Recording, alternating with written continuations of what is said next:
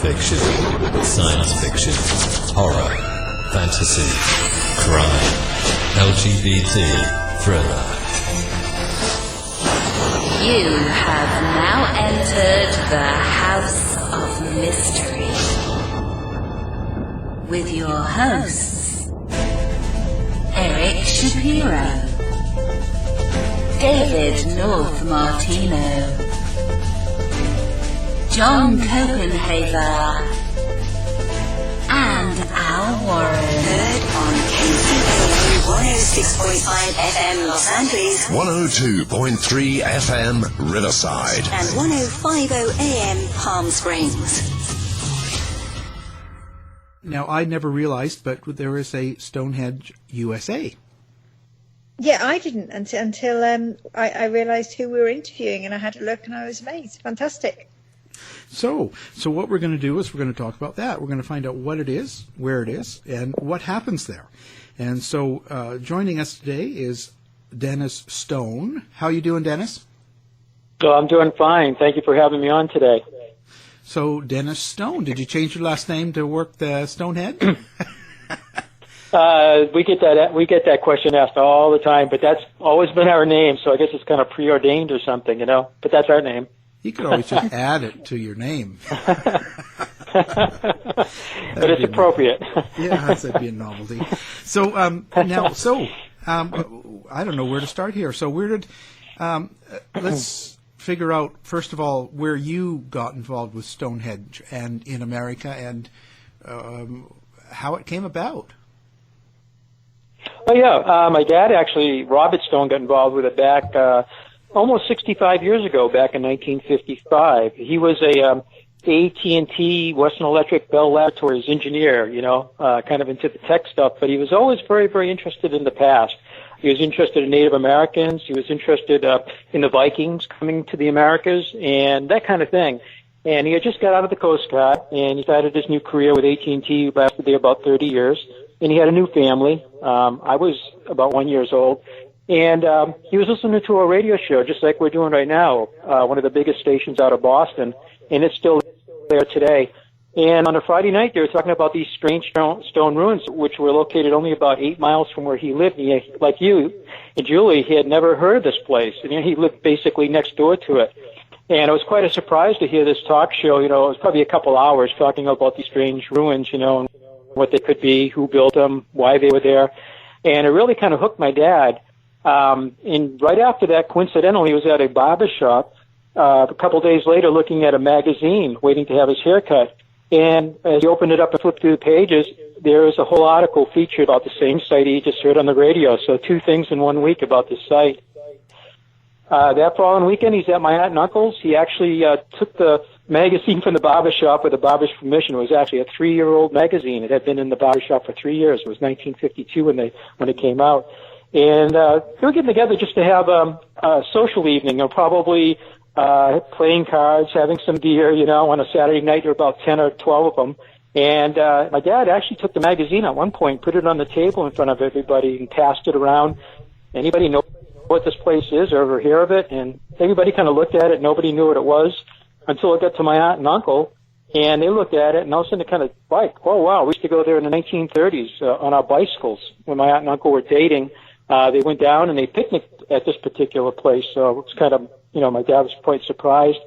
And that following Sunday, they got together, the 4 of them, my dad, mom, my aunt, and uncle. They got in a car and they drove down trying to find a place. It was not open to the public.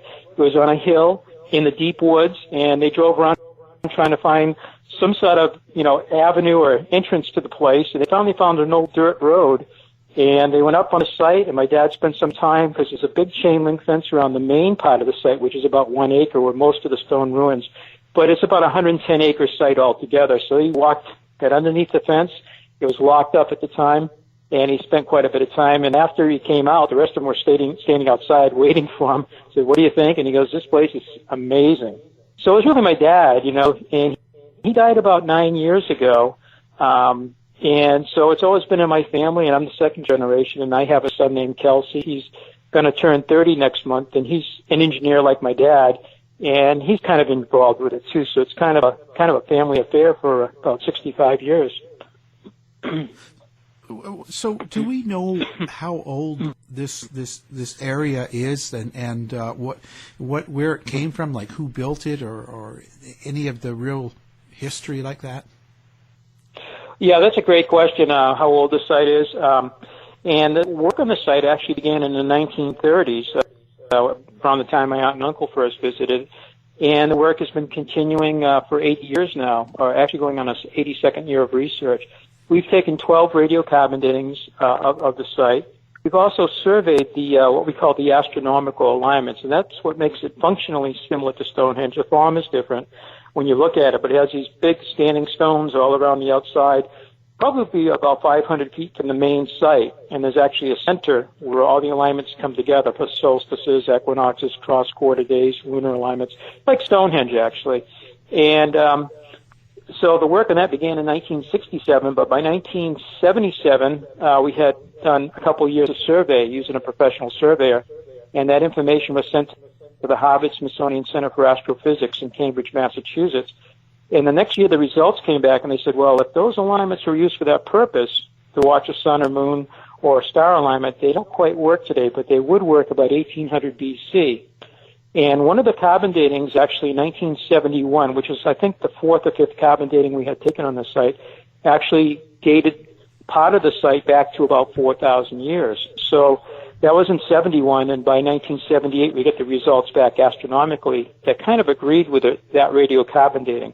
So I think the site's about 2000 BC, about 4,000 years old. And Stonehenge in England, as Stu was saying, goes back at the beginning, I think, around 5,000 years, and it took about 1,500 years to build. And like Stonehenge, we think it's kind of a tomb, temple, and monument complex, not a place where people lived. It was more of a place where people probably worshiped, ceremonies were performed. It's on a big hill. And it's more like some of the other megalithic sites. There are about 50,000 of them in Western Europe, so Stonehenge being the most famous. But it's not the oldest nor the biggest, if you will. And they actually stretch into Russia, China, India, Korea, Australia. They're finding megalithic-type sites in Australia and in South America. So they're on 6 continents, and we have about 800 of them in the Northeast. From Canada right through the mid-Atlantic states, over the last 80 years, they've detected, found, recorded, photographed, and done excavations on some of these, not all of them. But we think our site is just one of about 800. And when my dad got involved in 1955, I think they knew of about 12 of these sites in the Northeast. So they're actually all over the place. And ours may be the most known in America as being kind of a megalithic type site, but it's still not well known like Stonehenge in England, of course. I mean, it's just world famous. Yeah. Are there any other similarities, Dennis? Because with over the many years, obviously with the interest in Stonehenge in Wiltshire and the UK, they found a reliable year-round spring, for example. So there's a water supply. They found that there's long barrow tombs in the surrounding landscape. So is there anything like that with your Stonehenge on the outskirts, the periphery of the stones themselves? We do have some chambers that are very similar to some of the particular structures. Like we have a structure called the V hut. It looks like a V as a letter V as in Victor, and it's facing the southwest. It's the only structure on the site that's not orientated north, south, east, and west out of true north. And to the light, Polaris is over true north. 4,000 years ago, it was a star called Thuban. It looks very much like the wedge tombs I've seen in Ireland, and they all face southwest. And if you look at, I've been to Spain, but I didn't get a chance to see some of the megalithic ruins in Spain. They are pretty phenomenal there too, in Portugal too. But they have similar structures. They look like a wedge tomb. And I'm trying to still find out more about them to find the size and the orientation. But I'm like, that looks like a wedge tomb of Ireland, but it also looks like our V hut. And next to our V hut on the main site, there's a structure called the gallery. We call it the east-west chamber, but it looks like a gallery or galley grid. In Holland, they call them the giant's bed. They're always orientated true east and west, out of true north, and they run 20 to 60 feet. And it looks like our east-west chamber, but they're in northwest Ireland. And I've been to Ireland, but I didn't get that part of Ireland, unfortunately. But I did see them in France, near Carnac, which is pretty famous.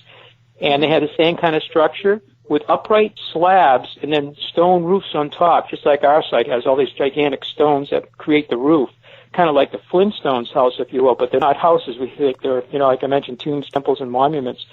But the orientation, the size, and the shape of some of the structures, not only at our site, but throughout the Northeast, look so much like what you see throughout the megalithic sites of Europe. You can actually look at them and say, oh, that looks like this chamber. That looks like, the comparison's amazing, So you have to look at the size, the shape, and the orientation of these structures. And they're either one heck of a coincidence or there's some sort of transatlantic, crossing at some time in the past. And recently I just read a brand new thing. The theory is now that megalithic sites actually started in France, and then they spread out by boat across the Mediterranean and also into Scandinavia and Germany and the British Isles from France. And this came up on the web the other day. In the 1970s, a lot of people thought some of these megalithic sites were independent invention. People weren't in contact with one another. It was just a coincidence all across Europe. A lot of these were just independently created without people in communication. That was in the 70s, maybe in the 80s. And now the latest was by a woman. I forget what her title is and where she's from, and her name. I just forgot that too. But she's putting this, this whole theory. She has like 2,400 carbon datings she's looked at. She had to go in, talk to people in 11 different languages and get the translation because they're all over Europe. And it took years to put this together, but she thinks the fusion was going on, people going by boats, spreading this technology all around Europe, probably into Russia and further, So there is a similarity. And what about the actual physical presentation? So Stonehenge here has like 30 enormous sarsen stones, and they're in a kind of semicircle. Or a circle with the stones across the top. And is that a similar, for those people listening now who haven't got access immediately to your website to see pictures, what is it like there? Yeah, the 30, I believe the Sarsens, I guess it's 29 and a half, representing the 29 and a half days of the lunar month. One of the uprights is actually a half-size one, I guess. But that Stonehenge is so unique. It's so unique among the megalithic sites of Europe. It's amazing. I mean, it has a henge, the bank and dish. It had the blue stones from Wales, and then the Sarsen stones. But of the 50,000, there are circles. I mean, England and Wales have about 800, and Scotland has about 800 stone circles. But as you know, it's really amazing what Stonehenge looks like, especially with the lintel stones on top. Our site looks more like, I mentioned, other megalithic sites where you have a monolith, which is a single standing stone, where the sun will rise over the top of that stone, or set kind of like the heel stone at Stonehenge, but many of those, surrounding the whole site. They look like large arrowheads. They vary from about probably 6 feet up to about 10 feet in length, and one of them is actually 14 feet long. We call it a menhir or a long stone. That's what they use for a term in Europe too, a menhir. But our site, you'd have to look at other sites, to see the similarity. Stonehenge functionally is just like us. It has a cross quarter, the quarter days, the lunar alignments. But the form of it's different than our site and other sites in Europe, and as well as over here. Stonehenge, I think, is all by itself in its shape, really. It's amazing. So when you so you say it was a place of probably worship or something, and you have a sacrificial table, and I know that picture got put up on our website. Maybe explain what do you think that's from? Like what do you mean by sacrificial table? Well, we think it could be an altar stone. It could be for ceremonial purposes. Yeah, it's roughly 9 feet long and about 6 feet wide. It looks like a bell, kind of shaped like a big bell, if you will. We know the quarry site that it came out of. It's about 40 feet away. They actually picked up this it's about a 9,000 pound stone, 4.5 tons. And they moved it about 40 feet, and then they set it up on 4 legs. And adjacent to that stone slab is the oracle chamber, which is the biggest structure still remaining on the site. It's just under 30 feet long. It runs true north and south. It has a branch that goes off to the east about just under 20 feet. If you look down at it and you could remove the roof, it would look like a Y, I guess, kind of a shape. But the sacrificial table, the groove on it, is actually roughly 4 by 6 feet, and it's trapezoid in shape. And we're finding a couple of the chamber floor plans are trapezoid in shape. We used to think that was a rectangular shape on the table, but we measured it, and it's about 9 inches shorter at the top than it is at the bottom. So it's significantly a trapezoid. So now, were there bones and bodies found there or anything like that? Well, in New England, the soil is very acidic. We have a problem with that. My dad was a member of the New Hampshire Archaeological Society, and I get all the publications, and the president of the group has actually done work on our site for 30 years. He's really well known in this whole region as for her archaeological work. But between what I talked to her about this and also what I've read in the journals and everything, they have found a few pieces of bones in New Hampshire, for instance, going back over a couple of thousand years, but it's very rare because the soil is very acidic. It eats up the bones, and usually 200 or 300 years the bones are gone. Occasionally you'll find bones in either peat or maybe like clay or some other material that kind of preserves them, but you can pretty much count most of the bones will dissolve. When the work began on our site in the 1930s, the gentlemen that worked on it used the best techniques they had available at the time. But they would get in, they would dig, they would sift, they would look for artifacts you could hold in your hand. Today, that soil that came out of those structures is as important as any artifact that would come out of the chambers, because they would take that soil, send it to a laboratory, and they could do the chemical analysis on it, and this might yield information saying, yes, this was a burial. We have the chemical traces of, like a human burial here or something like that. But over 80 years ago, that soil was cleaned out. We got pictures before, going back to 1920, 16 years before the archaeology began. People were up there taking pictures, fortunately. You can see there's dirt in the structures. And then when this gentleman, Mr. Goodwin, got there in 1936, began excavating in 1937. He died in 1950. So in between those years, you were doing excavation and some repair work on the site, and diagramming the site and all of that. The dirt's missing today. It was just taken, sifted, and it's off to the side now, which is a shame, But that's the problem with archaeology. When you dig a hole, you disturb it pretty much forever. So today they usually leave an area untouched for future archaeologists, but that methodology wasn't there, over 80 years ago. So they did find a couple bones on the site, though, and one of them was sent to a museum. They looked at it in 1970, and they said it looked like it was human.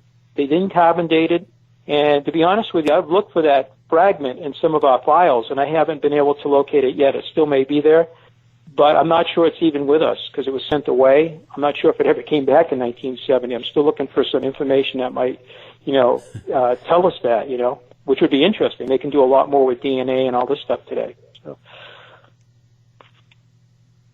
So now, I was going to ask you about the astronomical alignments as well. Like, were the stones set up in a particular way that you can tell? Yeah, even 80 years ago, Mr. Goodwin and other people up there knew way out in the woods, and it was all covered with the forest, that there were these upright stones. Kind of a mystery. Why would anybody build all these thousands of feet of stones and then have all these arrowhead stones way out in the middle of the woods? And so the work on that began in 1967. And the reason for that is there was a book called Stonehenge Decoded by Gerald Hopkins, and he was with the Harvard Smithsonian Center for Astrophysics and I think Boston College, and he wrote that book in 1965. And CBS did a special about Stonehenge called, I think, The Mysteries of Stonehenge. So that really, really got the interest among our researchers, and my dad including, that maybe some of these stones out there had a meaning. Why would somebody go out there and quarry these big pieces of stone off the bedrock, and they've been shaped like an arrowhead, which is, now today we know that they were shaped or dressed using a technique called percussion flaking. It's stone against stone to shape them. And why would they go through all that trouble and stand them up on the walls? Farmers in New England started building walls in the 1700s to clear fields of rock, usually tumbled, rounded type rocks, not big slabs necessarily. There are a few that glaciers would pull out of the bedrock, but generally rounded kind of rocks and big glacial boulders. But our walls contain all these slabs of stone, and these slabs were actually intentionally removed from the bedrock and then positioned into the wall as some of these standing stones today we know as the astronomical marker stones. And yeah, there is a pattern. There's about 26 alignments that we have at the site. And they don't quite work today except for the equinoxes due to the Earth's tilt. The Earth's tilt's about 23 degrees, 26 minutes. It changes about 1 minute, 1/60th of a degree every century. And Sir Norman Lockyer, back I think 100 years ago in England, he saw this and he said, I wonder if there's a way that we can actually date these sites, because there seems to be an era where the sun sets over these alignments. It's off a little bit today. And he said, I think we could probably figure out how old these sites are, if we can determine when they worked, when these alignments worked, and what the rate of tilt change was. They called it obliquity. So he was on that 100 years ago. And today with all the computers and everything, you could probably do it on your smartphone. There are all these different types of apps. I can actually use one of them and go back 20-something thousand years, and I can see what the sunrise and sunset looked like in the past, what the signs of the zodiac are as the Earth, the precession, which is 26,000 year cycle versus the 41,000 obliquity cycle. These two cycles are going on very slowly over time. So any ancient site will be off a little bit for the solstices and for the lunar alignments, but the equinox, it still works. So it's a great way of dating a site, I think. It will back up carbon dating and other techniques they use too. So was there a lot of folk tales or old tales about that area, or old stories that we know about now? There are a few, yeah. The History of Salem was written in 1907, and the guy was a friend of Robert Frost, actually, and his name was Edgar Gilbert. The book came out in 1907, and our site is in that. And he said that about 70 years ago, Patty family lived up there, and some of the stone chambers still exist today, and it's a weird but wild and wonderful place where fantastic tales can be woven among the soft pine and the rough boulders. But we also heard stories that Native Americans tended to shy away from the place. They thought these kind of sites were taboo, kind of a place they didn't want to go to. That's one of the things I've heard over the years, And then a woman named Paula Underwood, she lived in California, but she was Iroquois, and she had to learn 10,000 years of her family's oral tradition. Her grandfather taught her this, and she had to repeat it back a couple of different ways, so she had the story straight for all those, thousands of years.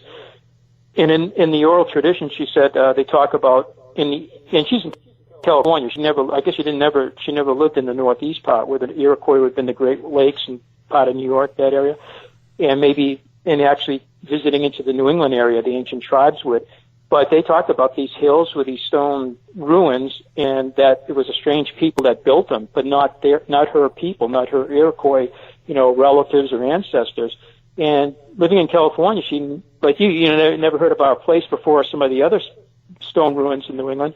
She finally became aware in the 1990s of these, possibly from a TV show or maybe the internet, and she got, oh my gosh, this actually makes sense. So she has a book that's about 3 inches thick called The Walking People, and it's got the 10,000 years of tradition. And again, it's kind of mentioned in there, that it was a different people, not her people. It was kind of a strange people that built these stone ruins, in the Northeast. So it's one of those tales, or stories. And oral tradition can be, pretty accurate. They take it as history, actually, Yeah, it comes from something. It comes from a truth, Yeah.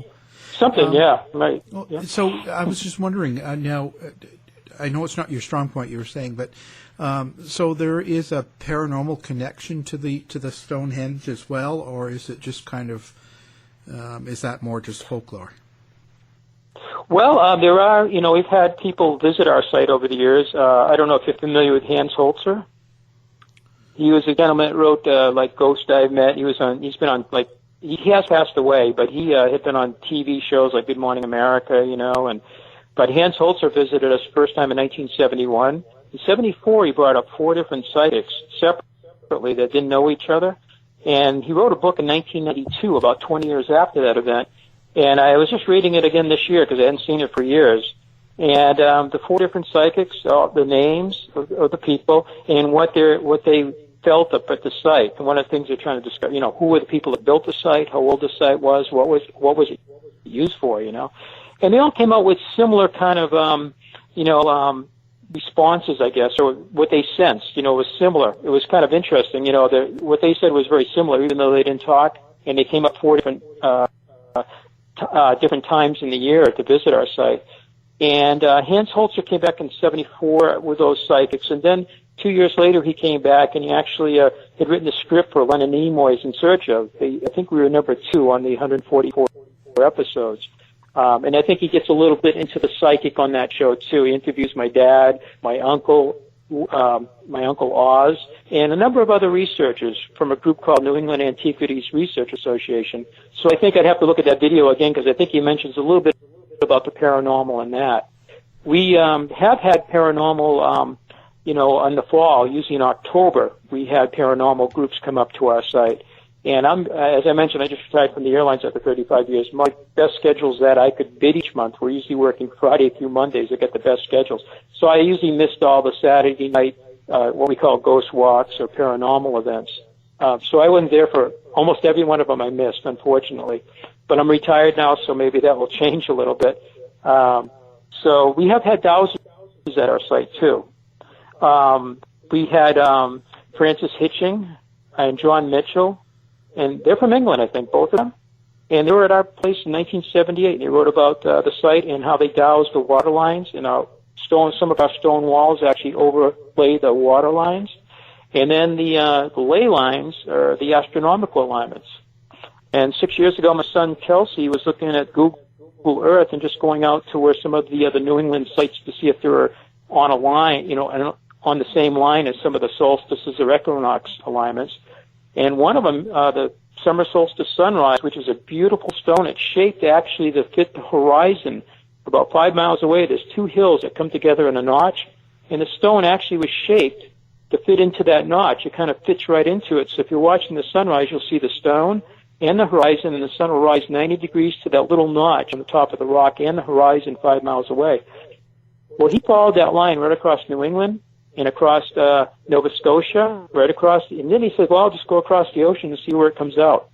And it came out in southern England, and we've been to Stonehenge, he's been there a couple of times. I've been there probably half a dozen times, and he said, geez, this looks kind of familiar. It looks like it's in the Stonehenge area. So he changed the scale, and as he blew it up, eventually Stonehenge appears on Google Earth, and there it is, and the line goes right through under the large trilithons, right through the center of it. And, anybody can try it, but it's not Google Maps, Google Earth. And so that when you're watching the summer solstice sunrise at our site, if you had Superman vision or something and could see around the world on that straight line, it would actually go right through the center of Stonehenge. Some of the other astronomical alignments are like the winter solstice sunset goes to the moon pyramid at Teotihuacan, which I visited with my dad back in the 80s. The equinox sunset goes through Chaco Canyon, which is an amazing ancient site in New Mexico. That's an amazing site. It's a National Historic Monument. The equinox sunrise goes to the Canary Island pyramids, and I'm trying to think of the other one. Oh, our true south alignment goes to Machu Picchu in South America, in Peru. So there are these lines from our site that do go to other very important ancient sites, usually the UNESCO World Heritage sites, basically, like Stonehenge. So that's something that's kind of hard to explain. It could be a coincidence. We have to kind of consider that. But they're right on the money, too. It's like, wow. It's kind of, some people believe in sacred geometry and energy points of the world, and like Stonehenge would be on, pyramids in Egypt, that kind of thing. So they have drawn maps of the world, and sometimes where our site is included in it, of a kind of a intersection of many of these points coming together. I think it's fascinating, isn't it? I mean, it's just how so many places connected actually by those lines, and whilst I think many people, so an example would be people who are going out and they're doing, for want of a better phrase, ghost hunting, they will often refer to ley lines without really understanding the history behind that and how so many different places link. And of course in your area in Salem, that's known for its kind of paranormal. And many of these archaeological sites also have sites, local to them. One thing that England is very well known for, and I'm sure you're very aware of this, is its folklore and the legends of King Arthur, and that's also linked to Stonehenge. And we know in fact, I think it was Al and I actually, wasn't it Al, who interviewed a gentleman on the myths of King Arthur, which was a fascinating interview. So we know that actually Stonehenge itself will have not been attributed to the king himself, but he still contributes to the folklore around it. And it's just so amazing how these monuments, they are there through history, and the stories just continue to grow around them, and just hope really that one day we don't lose track of all of those stories as time evolves. Some of those stories are beautiful the way they tell them too. You know, I think with Merlin and Stonehenge and all of that, it's so neat when you read them. You know, it kind of chills you back a little bit. You know, and there's more to learn about our site, obviously, about some of the past. Unfortunately, a lot of the Native Americans, because of diseases and such, you know, died in the area, you know, after the colonization, you know. So some of those tales are probably, we can still discover some of that, you know, some of the myths and legends of these sites, you know. But I think that Paula Underwood one is one that's pretty good, you know. But yeah, the ley lines and all of that. And I actually have a 1927 book by Alfred Watkins, you know, and I believe it was printed in London or something. And it's one of the original copies. The Old Straight Track, I think, was the name of the book, you know. So it was my dad's collection. I'm like, oh, that's kind of neat. I didn't know he had that, you know. So going through I'm still going through all my dad's, you know, almost 60 years worth of research, all his books and everything. I'm discovering some really cool stuff, including one book from 1835, because the family that was up there were actually part of the abolitionist movement, helping the slaves move up to Canada. And he actually, just before Jonathan Patty, he was a shoemaker, fifth-generation shoemaker, and his great-great-grandfather came from England. But before that, he was involved with the taking in the town paupers, the poor people, and we have actually the actual written town records. And it's an original copy, all handwritten, and he got paid. And many, many people in Salem did this to help out the poor, and they got paid actually by the time to do this. And I actually got from 1831 to 1836 when he took in some of the town poor people. And by 1837, that was the last year he did it. And I think that's when he began taking in the slaves as part of the Underground Railway as they were trying to escape again out of the South, heading up towards Canada to freedom, you know. So our site has a lot of history, too. So it's historical and prehistorical, too. And you never stop learning, do you? I mean, the Stonehenge Hidden Gate project here, continually finding new associations with Stonehenge and similar sites, and around Barrow has been in 2010, and they continue to develop it. And of course, with that comes a lot of protection as well, because as you rightly said earlier, as soon as you open something up, that's it. It's there, it's open to the elements, it's open to damage. How do you protect your site? Yeah, I mean, we do the best we can. You know, it was uncovered during the 1930s, and some preventative maintenance has gone on over the years, you know, not only to protect the structures, but also the visitors, you know. So it's an ongoing process on the site. Some of the stones sometimes come loose. We have a couple of guys. Unfortunately, one of our gentlemen, Dr. David Stewart Smith, he was with us from 1978. He just passed away 2 years ago. And boy, he was a real resource and asset to our place. He's the one that really did a lot of work, the way the stones were quarried, shaped, transported, you know, and he actually wrote that up. He published that. And he even had the state, New Hampshire state archaeologist, who was also a doctor of anthropology and archaeology, verify a lot of his work, you know. But Dave had spent 6 years prior to that working for the British government, doing repair work on medieval structures and megalithic sites in Europe. You know, some of the, not all the 50,000, but quite a few of them. And he would pick out pictures and say, oh, yeah, I worked in that chamber and I worked in that chamber. So he had a really nice understanding and a lot of experience on both sides of the ocean. So, like I say, 2 years ago we lost him, and since he has passed, we have found more features. We're finding some of our walls, some of the thousands of feet of walls are actually serpentine in shape. It's shaped like a serpent with a head, a body, and then a tail. And we're not the only site. We're finding the same thing in Connecticut. There's one town with over 8,000 features. We think they're prehistoric. There's chambers very similar to our site, standing stones, cairns, dolmens, which are big rocks with legs. And, you know, dolmens in England and they're Ireland or all over the place over there. And also serpentine walls. And that one town has over 400 serpentine walls. And you look at them, like pictures of them, they're like, oh my God, that is a serpent. It's got a serpent head. Sometimes it's a glacial boulder and they actually touched it up with like an eye and a nose. But it's the wall behind it, the undulating wall that goes up and down and runs either 30 feet, in some cases up to 300 feet, and has a tail. Some of the walls get fat, like maybe a serpent ate its prey.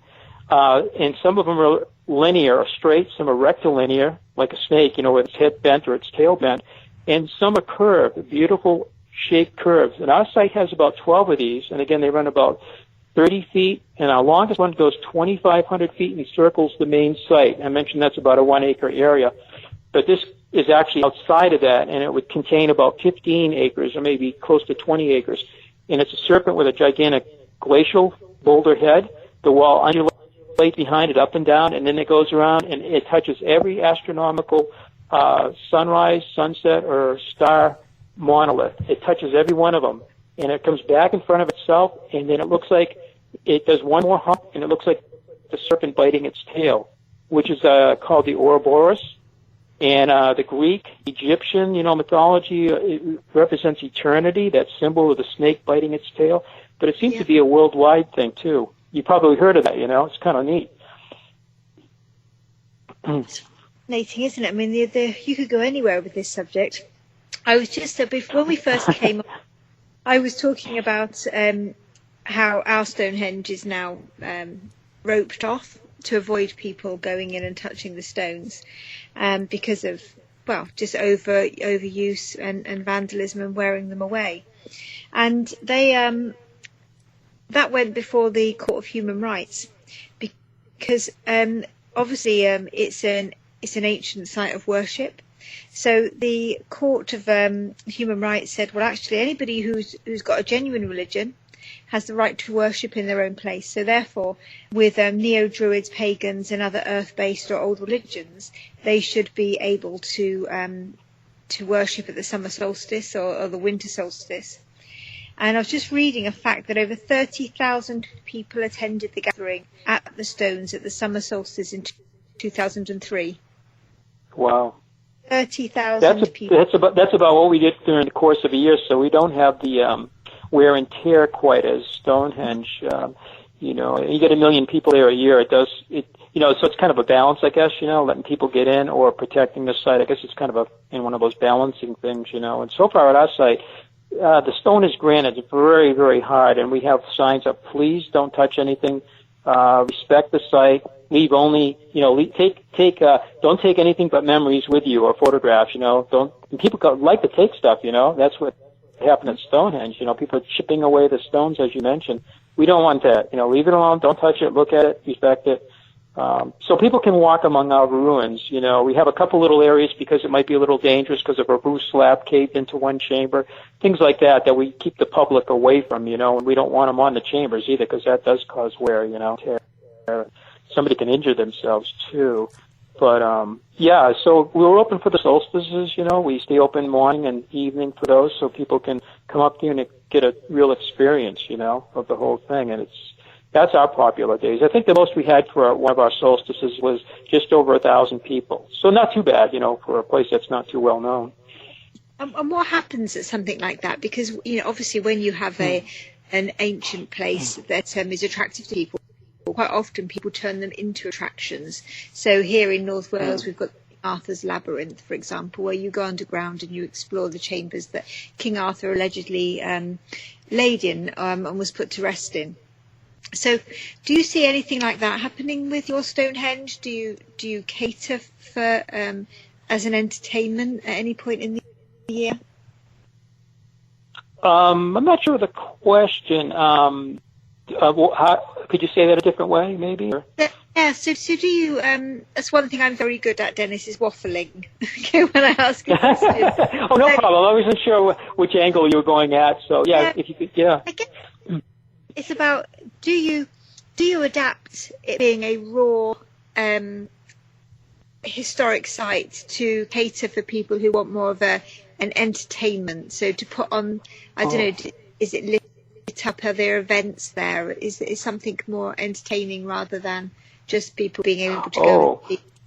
I think, we have. I'm not sure I'm going to answer your question correctly. We do have weddings that take up place up there, but it's kind of low key. The people really like the site, they respect it. And the weddings, I think the biggest one we had was between 50 and 100 people up there. So we do a few weddings, and they, and it's very respectful. We do have the celebrations for the solstices and equinoxes. And we have occasionally people come up there and, We'll have the birthdays or things like that at our site, and I'll have a little party. But we don't illuminate the site like some of the places. I know we've been to the Parthenon, and I think Chichen Itza, the temple there, they light it up, although it looked pretty spectacular for a light show. It's a nighttime event and I haven't been there for about 20 years in Mexico, but there's a couple other places like that around the world. Maybe the Sphinx does that too, where they illuminate it at night with different colors and lasers and stuff like that. We haven't done anything like that. But we do host different events up there, and we do snowshoeing in the winter. We open up all the trails around the entire hilltop, and we do have snow right now, and the snowshoe trails are open, and it's a beautiful walk through the woods in snowshoes. We go down by the glacial cliff shelter, where we did find pottery that dates back about 2,500 years. It's Native American Middle Woodland period. And that's the only time of the year we let people go out there, because we don't want people climbing up in there causing damage, as you mentioned, and people's curiosity get the better of them. And there is probably still more pottery out there, In the wintertime, it's covered with a blanket of snow and it protects it. It's frozen, which is good. But in the summer, they could get up there and they could hurt themselves because it's very steep, and they could take artifacts away. A few years ago, we got a bag in the mail, and people had been on that excavation in 1959. That's one of the excavations my dad worked on. And they sent us back pieces of pottery that they had pocketed, and they kept for like 55 years. And they finally felt guilty, and they sent it back to us in the mail. So that was good. That's a good thing, that can happen. So, you must be incredibly proud of this, I suppose, legacy in many ways that your dad began for your family to be involved in this historic site. What's next for you guys as a family? How do you see this progressing? How do you see your protection of the site going forward? Well, we're going to be doing a forest management service to the whole hilltop. That lady that was the archaeologist, and she's still with us. In the 90s, she spent 6 years and she mapped the hilltop geologically. And her husband was a doctor of geology at Tufts University in Boston, so he was a doctor of geology. What she says is the hilltop was pretty bare 4,000 years ago. 25% glacial soil and soils. The other part of it was pretty much bare bedrock. And that made it easy for the quarry crews in the ancient times to say, hey, we need some rock slabs. Can you go out and find areas where we can lift up the bedrock? And so they could go out there, and today they'd have a devil of a time because it's covered with trees and forest, and except where we cleared out the avenues to witness, the solstices and equinoxes, which are hundreds and hundreds of feet of tree clearing. The other thing is we have a whole network of underground drains covering the main site. Some of the drains are up to 75 feet. They're parallel walls with little capstones, and they're just like a storm drain in the city, and the water goes through a cutout in the bedrock, and then it'll channel into this underground drains, and there's about 12, biggest one's about 75 feet long. And we said, why would they go to all this trouble? And they did it before they built all the chambers around. It was one of the first things they engineered, because the structures are built above drain. Well, it's probably because the hilltop, again, was bare, and the site was pretty bare. So when it rained and when snow melted, it would puddle up. So they had a whole system of channeling the water away. When the Paddies lived there for a while, there was still plenty of dirt. It would absorb the rainwater. The other thing, without trees on top of the hill, except for a small amount of them, you could see all the alignments of the sun rising and setting. Today we have a forest problem, but at Stonehenge today, when you go out there, it's pretty open. You have a few trees in England on the Salisbury Plain.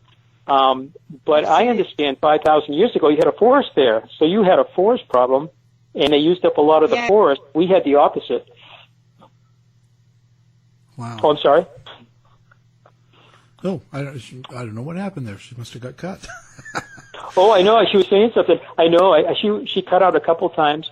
We are going to be using modern technology. There's a thing called optically stimulated luminescence, and you can actually date dirt. You get a core next to one of our stone chambers, like a wall down low, or you get dirt next to one of our thousands of feet of walls. Maybe we could do multiple tests. And you send it to a laboratory, this core, and you get it down deep. And they can tell you how long that dirt has been sitting next to the wall. So you build a wall on bedrock, and then very slowly soil accumulates. Right now it's about an inch every 100 years in New England. In the past it was a slower rate because you didn't have the vegetation, falling on the dirt as much, rotting. And the windblown soil has always been there. So we're going to try to do that. It's very expensive. It's over $1,000 per core, and you have to have some baseline cores around it. One chamber they did in Massachusetts, everybody said it's 200, 300 years old, the mainstream historical, archaeological people. Well, the minimum date on it came out. They did the test 2011. They got the results back just a couple of years ago. University of Colorado, I think, in Denver did it. if I am not mistaken. And it was a woman that did the whole thing. And it was very, very complicated what they do. But anyway, the date came back on this chamber about 1480 AD. And that's not when the chamber was built. It's when it was already sitting there. So the chamber may have been sitting there not 200 years ago, but over 600 years ago. It's one of these chambers that looks like a beehive. It looks like a passageway in England or other European sites, like an igloo shape. And it's aligned with the Pleiades and a solstice, actually, the avenue, where you walk into it. Like I said, it's got a long tunnel. So there's another one called surface luminescence, and you can actually date a structure without doing any invasive thing like putting a hole in the ground, and you can get a direct date on the structure. So this is even something I think even better. And if we can afford it and find the people that can do this kind of dating, we can start to date some of the stone walls and some of the chambers where they haven't been disturbed by anybody. And again, it's called surface luminescence, and it's something brand new. And we are also doing thermal imaging with drones and aircraft of our site. Eventually, we're going to have a 1 square mile 3D image of the site using high definition color cameras and a thermal imaging camera. We have a gentleman that moved in from the West Coast, and he's been doing this part-time for us. So, and you can actually see things about 14 inches into the ground. So if something's hiding, it may actually show up on the images. And when you walk on the ground, you won't see anything, but on the images, be something there. We could do a shovel test pit and test it to see if there's, in fact, something below the surface that should be looked at. Just wow, amazing. that's really... Yeah. Now let's talk about your communications now. So you've got everything from an app to a website to Facebook. How about letting the listeners know how to get a hold of you? Oh, sure, yeah.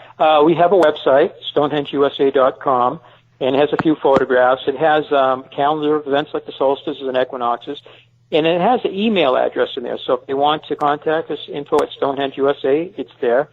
And also we have a Facebook page, and we do Instagram. I let my daughter-in-law handle a lot of that. But I think we have close to 10,000, I think, Facebook followers. And, so we keep up on these. We put things in there like we have a site down the road, we think, that looks similar to our site, about 6 miles away. We got some photographs. It totally took us by surprise about a week and a half ago. Now we got to get landowner permission to go over there, take some photographs, look at it. But the images we got back from my son, it's my son's friend that actually got the pictures. I'm like, oh my God, that looks just like us. It has chambers like us and some sculptured stones, standing stones, and other features. So something like that would go into our Facebook and web page. If there's some new discovery, we'll put it up there too. So StonehengeuSA.com is our web. And so if they have any questions, there's a phone number there too, and they can even give us a call if they want to talk to us. And what about your new app? Yeah, thank you. Yeah, it's under America's Stonehenge, and it's an app, and it has pictures, it has audio, and it has text. So you can actually use it at our site on the tour, and we have a 4-page tour guide map that we've been using since the 1960s, although we update it. We got to do a little more update because we found some serpentine walls and windows. But that app is excellent, and you can use that at home too, like after the show if you want to check out what the place looks like. You can go into America Stonehenge, Android or Apple, and you'll see our symbol come up. It's a sun setting over a stone, and just click onto that, and it will take just a few seconds to download, and then you can do a tour of our site, basically. Wow. Well, Dennis, it's been a fascinating hour. Our guest has been Dennis Stone, and we've been talking about the Stonehenge USA. Thank you for coming on the show. So thank you so much. I really appreciate both of you, and if we ever have anything new, we'll let you know. And we can talk about some of the new discoveries coming up for sure. To find out more about our show, guests, or to listen to past shows from our archive, please go to www.houseofmysteryradio.com. Show's over for now. Was it as good for you as it was for me? Well, good night. This has been a production of Something Weird Media. I'll be back.